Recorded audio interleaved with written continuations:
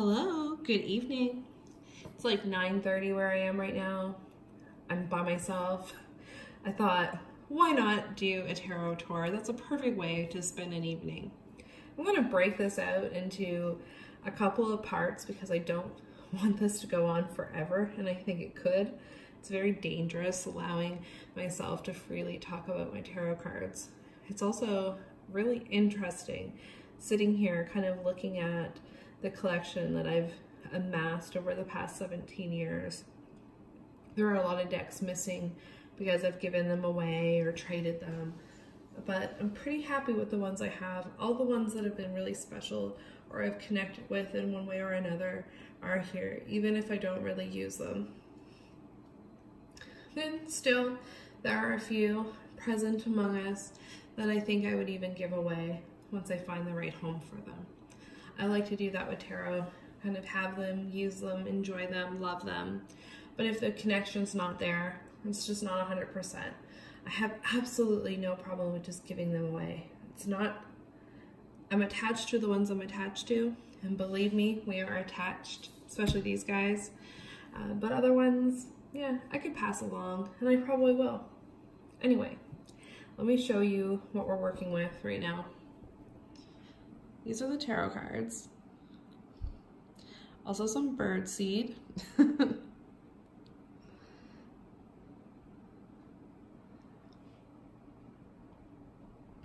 then over here are my oracle cards, which is a little bit of a smaller collection.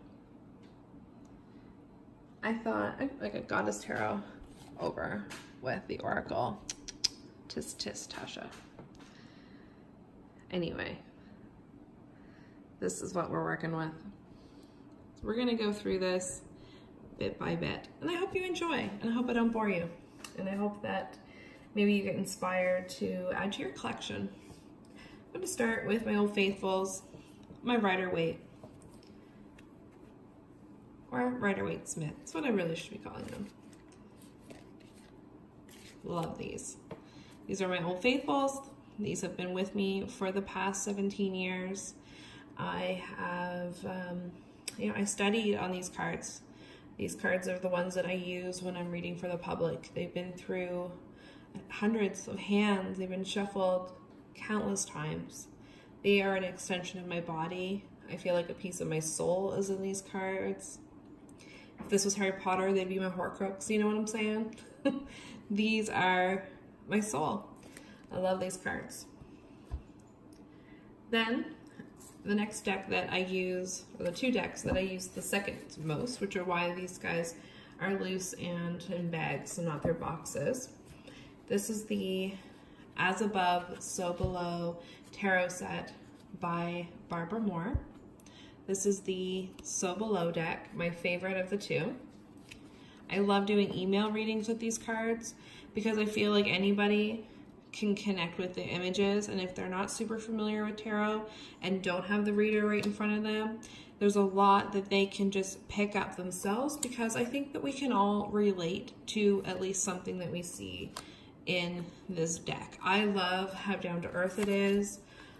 This is the Devil. Like, it's smart, it's clever, it's a little cheeky, and I love it. I absolutely love this, and I really enjoy doing email readings with it.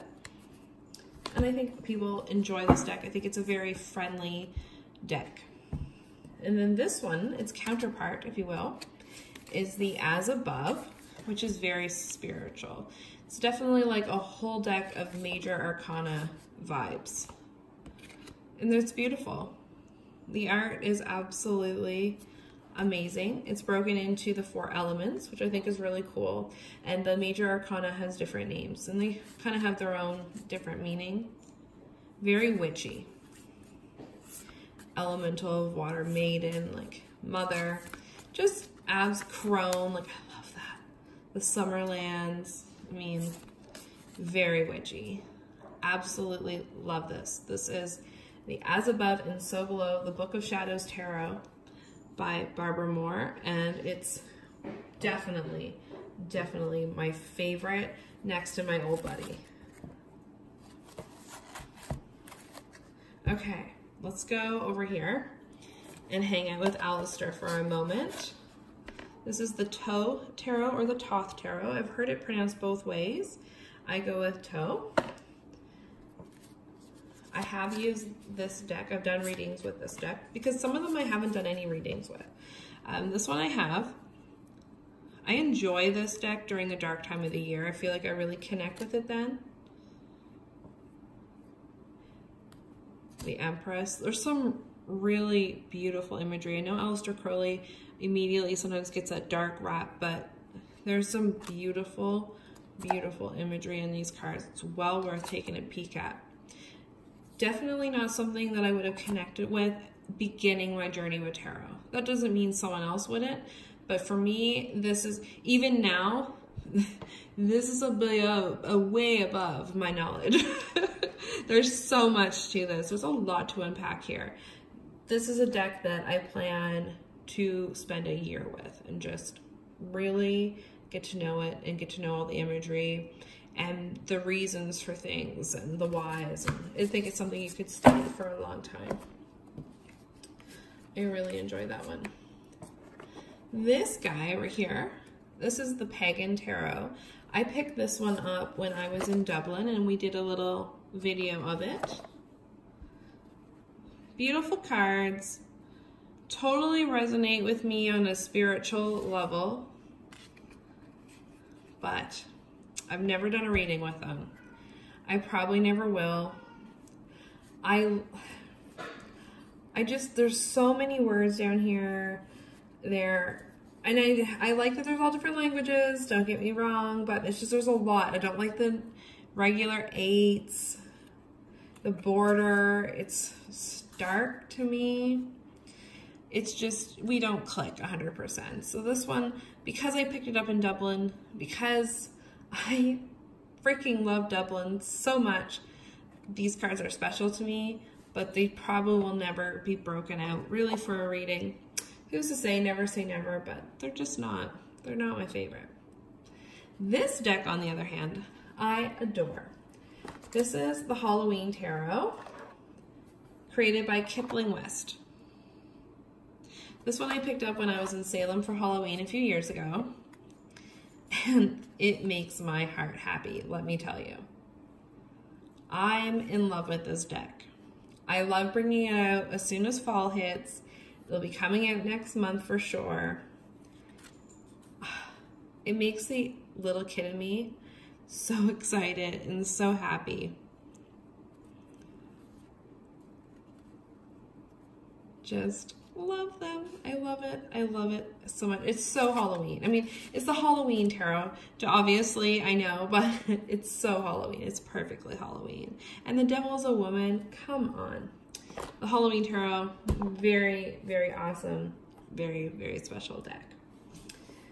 I want to keep going. I think I'll go to the 10-minute mark if you can bear with me. So let's go here. This is the El Gran Tarot Esterico. And I'm so sorry for pronouncing that wrong, as I know I did, and I apologize. This is by Louis Pena Longa. Sorry, I'm so sorry.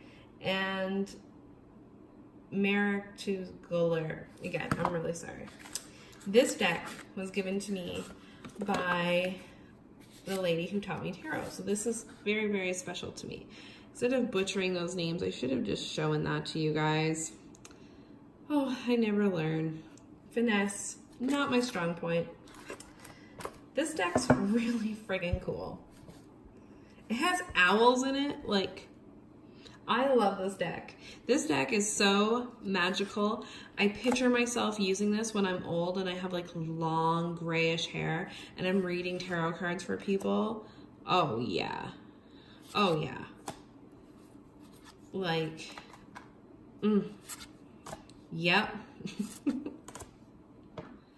Oh yes. I love the way these are colored.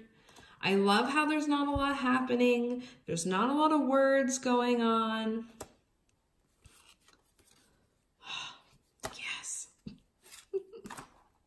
Serious tarot orgasm. Come on. And I don't even mind the like numerals up there, because these cards are freaking gorgeous.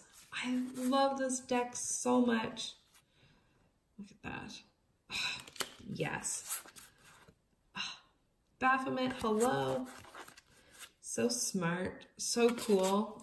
They give me a really kind of dark vibe, but at the same time, they're very inviting. They're just so occult. Like, they're steeped in the occult, you know?